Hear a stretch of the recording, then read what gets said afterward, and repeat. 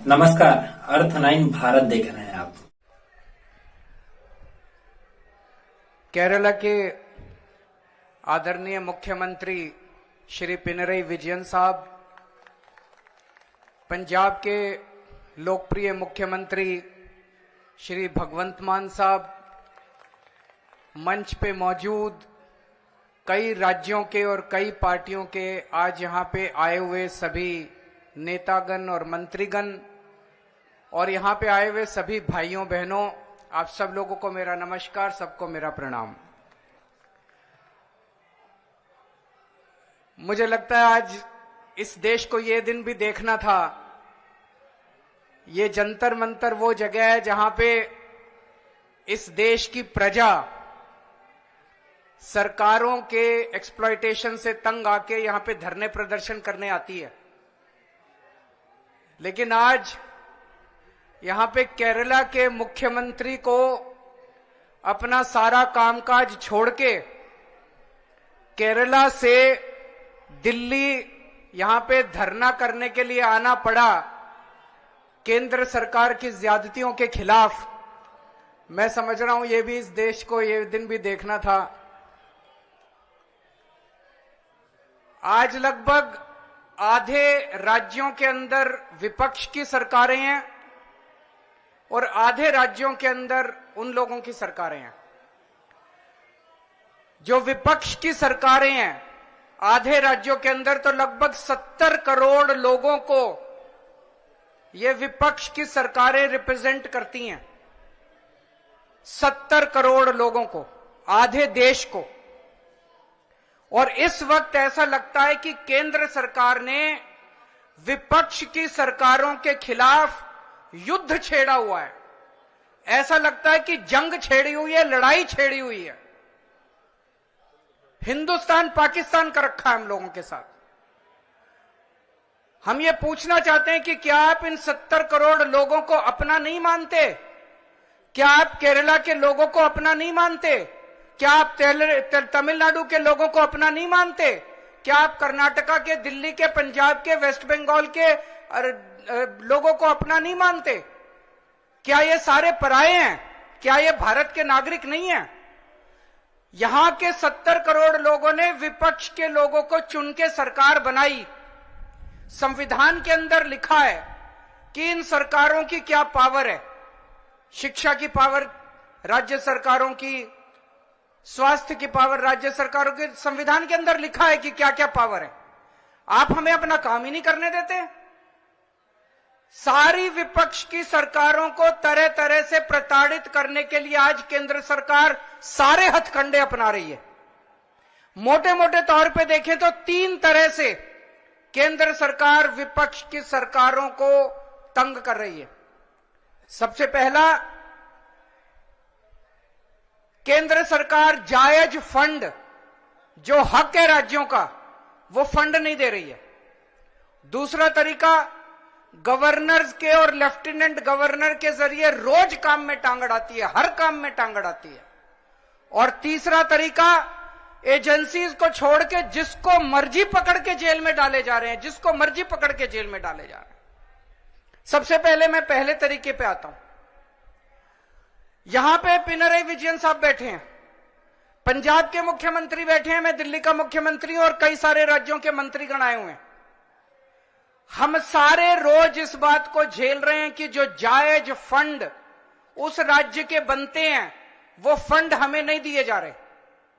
अगर केरला के लोगों को उनके हक के फंड नहीं दिए जाएंगे तो काम कैसे चलेगा? सरकार कैसे चलेगी? केरला की सरकार कैसे चलेगी? तमिलनाडु की सरकार कैसे चलेगी? और हम यहां भीख मांगने नहीं आए। विजयन साहब यहां पे अपने घर के लिए, अपने परिवार के लिए पैसे मांगने नहीं आए, अपने बच्चों के लिए, अपने बीवी बच्चों के लिए पैसे मांगने नहीं आए। वो केरला के लोगों के लिए पैसे मांगने आए हैं। आज पंजाब के मुख्यमंत्री यहां अपने 3 करोड़ लोगों के लिए फंड मांगने के लिए आए हैं। मैं दिल्ली का मुख्यमंत्री अपने दिल्ली के 2 करोड़ लोगों का हक मांगने के लिए आया हूं। संविधान में लिखा है कि कितना पैसा किस सरकार को मिलेगा। ये वाला टैक्स आएगा, मैं इनकम टैक्स में था, ये थोड़ा सा ज्यादा जानता हूं इसको, तो कितना फंड कौन सी सरकार कितना फंड इस्तेमाल करेगी, कैसे इस्तेमाल करेगी, फाइनेंस कमीशन होगा, फाइनेंस कमीशन तय करेगा, ये पैसा केंद्र के पास जाएगा, ये पैसा राज्य सरकार। अरे जो हमारा हक है, हमारा नहीं, लोगों का हक है, केरला के लोगों का हक है, तमिलनाडु के लोगों का हक है, वेस्ट बंगाल के, पंजाब के, दिल्ली के लोगों का हक है, वो हक आप कैसे छीन सकते हैं लोगों का? आप उनका काम कैसे रोक सकते हैं? अगर आप हमारे लोगों के पैसे नहीं देंगे तो हम सड़कें कैसे बनाएंगे, बिजली कैसे देंगे, लोगों का विकास कैसे करेंगे? मैं भी एक दो बैनर देख रहा था, उसमें लिखा था कि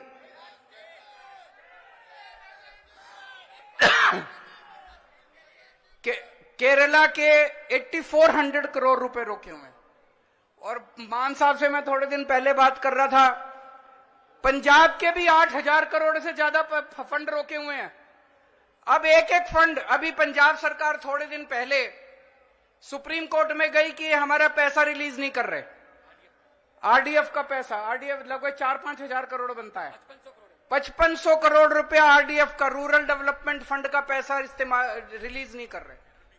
केरल भी गया, सुप्रीम कोर्ट की हेयरिंग अब अगले हफ्ते फिक्स हुई है और तुरंत केंद्र सरकार से फोन आ गया, आइए बैठ के बात करते हैं। तो हम छोटी छोटी बातों के लिए सुप्रीम कोर्ट जाएंगे क्या? ये क्या बदतमीजी है? आप अपना काम क्यों नहीं करते? हम हर चीज के लिए सुप्रीम कोर्ट के पास और भी तो बहुत काम है। सुप्रीम कोर्ट भरा हुआ है केसेस से, जनता के केसेस से। हम अपने फंड लेने के लिए भी, हमें फंड लेने के लिए जंतर मंतर पे आके बैठना पड़ेगा। आप लोगों को जान के ताज्जुब होगा, दिल्ली के लोग मिलके साल में 2 लाख करोड़ रुपए का इनकम टैक्स देते हैं, 2 लाख करोड़। और उस 2 लाख करोड़ में से बदले में दिल्ली के लिए हमें कितना पैसा मिलता है, गेस कर सकते हैं आप लोग? 2 लाख करोड़ रुपए हम केंद्र सरकार को देते हैं दिल्ली के लोग मिलके इनकम टैक्स में, और उस 2 लाख करोड़ में से दिल्ली के लोगों को एक साल में 325 करोड़ रुपए मिलते हैं। इतना तो अंग्रेजों ने भी नहीं लूटा होगा 100 साल में जितना ये लोग लूट रहे हैं। ये तो हद हो गई है। तो कपिल सिब्बल साहब का स्वागत है। दूसरी चीज, गवर्नर्स और लेफ्टिनेंट गवर्नर्स के जरिए ये जिस तरह से सरकारों को तंग कर रहे हैं, संविधान के अंदर साफ साफ लिखा है कि ये हमारे सब्जेक्ट्स हैं। उन सब्जेक्ट्स के अंदर भी रोज गवर्नर हर राज्य के अंदर टांग अड़ा रहे हैं। सबसे इंटरेस्टिंग तो अभी पंजाब के अंदर हुआ। पिछले साल पंजाब सरकार ने बजट सेशन, अपनी असेंबली का बजट सेशन कॉल करने के लिए गवर्नर के पास फाइल भेजी। गवर्नर ने बजट सेशन करने की परमिशन नहीं दी। सोचिए, एक चुनी हुई सरकार, फुल स्टेट, उसका मुख्यमंत्री, उसकी कैबिनेट प्रस्ताव पारित करके कहती है कि हम फलानी तारीख से बजट सेशन बुलाएंगे और उसमें राज्य का अगले साल का बजट पास करेंगे।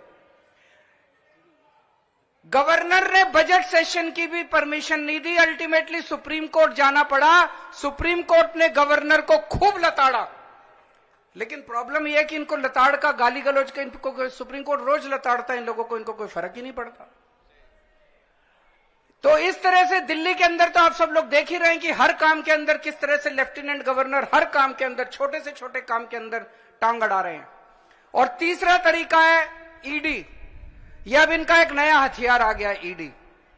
अभी तक इस देश के अंदर यह कानून होता था कि अगर आपने कोई क्राइम किया तो उसकी जांच होती थी, फिर उसमें मुकदमा चलता था। मुकदमे में तय होता था कि कौन कौन दोषी है, कौन कौन निर्दोष है। जो दोषी है उसको सजा मिलती थी, वो जेल जाता था।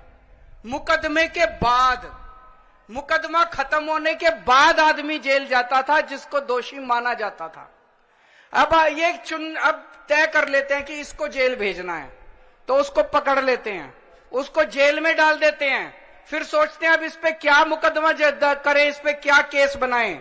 फिर ये केस बनाते हैं और केस बनाने के बाद फिर वो तब तक जेल में रहता है जब तक कि मुकदमा पूरा ना हो जाए और वो निर्दोष साबित ना हो जाए। हमारे देश के अंदर 15-15 साल लग जाते हैं मुकदमे पूरे होने में। तो 15-15 साल किसी को भी पकड़ के जेल, यह भी पीएमएलए जो कानून लेके आए उसमें लिखा है कि जब तक उस आदमी को, किसी को भी पकड़ के जेल में डाल दो और जब तक उस आदमी का मुकदमा पूरा नहीं हो जाता, वो निर्दोष साबित नहीं हो जाता, तब तक वो जेल से बाहर नहीं आएगा। ये तो बहुत खतरनाक है। अभी हेमंत सोरेन साहब को इन्होंने जेल में डाल दिया, अभी तक उनके ऊपर कुछ भी साबित नहीं हुआ है, अभी उनके ऊपर मुकदमा नहीं चला है, अभी मुकदमा शुरू भी नहीं हुआ है, अभी जांच चल रही है। लेकिन अगर मुकदमे को 15 साल लगे तो हेमंत सोरेन साहब 15 साल जेल में रहेंगे। और ये तो किसी को भी कर दें, कल मुझे पकड़ के जेल में डाल देंगे, विजयन साहब को पकड़ के जेल में डाल देंगे, स्टालिन साहब को पकड़ के जेल में डाल देंगे, सीतारमैया साहब को पकड़ के जेल में डाल देंगे, सुखविंदर जी को, किसी भी को भी पकड़ के जेल में डाल देंगे और सरकार गिरा देंगे। हेमंत सोरेन साहब को जेल में डाला, उसके बाद 48 घंटे तक ये लोग तोड़ने की कोशिश करते रहे, जेएमएम को तोड़ देते हैं। ये तो भगवान का भला और जेएमएम वालों का महान है, जेएमएम वाले जो टूटे नहीं इनके सामने। तो ये अब ये किसी भी को भी पकड़ के जेल में डाल देंगे, उसकी सरकार तोड़ देंगे और फिर अपनी सरकार बना लेंगे। ये क्या चल रहा है इस देश के अंदर? कह रहे हैं केजरीवाल भ्रष्ट है। मैं पूछना चाहता हूं, मैंने दिल्ली में बिजली सस्ती, बिजली फ्री कर दी दिल्ली के अंदर, मध्य प्रदेश में, गुजरात में, उत्तर प्रदेश में सबसे महंगी बिजली मिल रही है देश में। तो बिजली फ्री करने वाला चोर है कि बिजली महंगी करने वाला चोर है? दिल्ली में मैंने सबका इलाज मुफ्त कर दिया, चाहे गरीब हो चाहे अमीर हो, सरकारी अस्पताल में चले जाओ, सबका दवा दारू सब फ्री। मध्य प्रदेश में, गुजरात में, उत्तर प्रदेश में चले जाओ, इतना महंगा इलाज, सरकारी अस्पतालों का बेड़ा गर्क कर दिया इन लोगों को। मैं पूछ रहा हूं, लोगों का इलाज फ्री करने वाला चोर है कि लोगों का इलाज महंगा करने वाला चोर है? किसी को भी पकड़ के चोर चोर चोर चोर चिल्लाना चालू कर देते हैं लोग। तो दोस्तों, देश का बहुत बुरा हाल है। मैं विजयन साहब को बहुत बहुत बधाई देना चाहता हूं, उन्होंने आज ये अलख जगाई है, सबको इकट्ठा किया है। ये देश केवल हमारा नहीं है, ये देश 140 करोड़ लोगों का है। और आज मैं बीजेपी वालों को कहना भी चाहता हूं, समय का चक्र घूमता है, समय बड़ा बलवान है, अहंकार मत करो। भगवान ना करे कल समय का चक्र जब घूमेगा और तुम इधर होगे और हम उधर होंगे, कहीं ऐसा ना हो कि यही कानून तुमको खाने के लिए दौड़े उसके बाद। जय हिंद।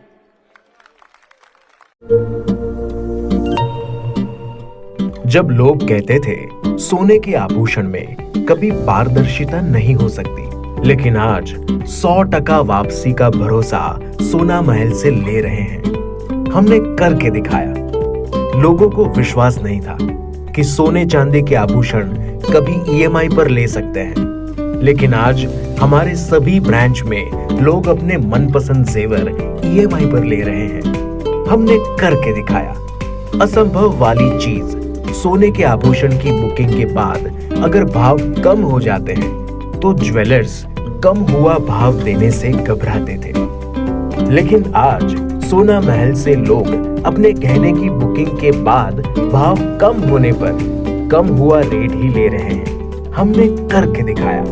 जब लोग डायमंड ज्वेलरी ज्यादा दाम सोचकर नहीं ले पाते थे, आज हमारे शोरूम में 6,000 रुपए से शुरू डायमंड प्रोडक्ट ले रहे हैं। हर घर में हमारे डायमंड ज्वेलरी को काफी पसंद किया जा रहा है। मिडिल क्लास ग्राहक भी हमारे डायमंड ज्वेलरी से अपने शौकों को पूरा कर रहे हैं। हमने करके दिखाया। यूं ही नहीं सोना महल ग्राहकों की पहली पसंद, हमने करके दिखाया। सोना महल, विश्वास परंपरा का।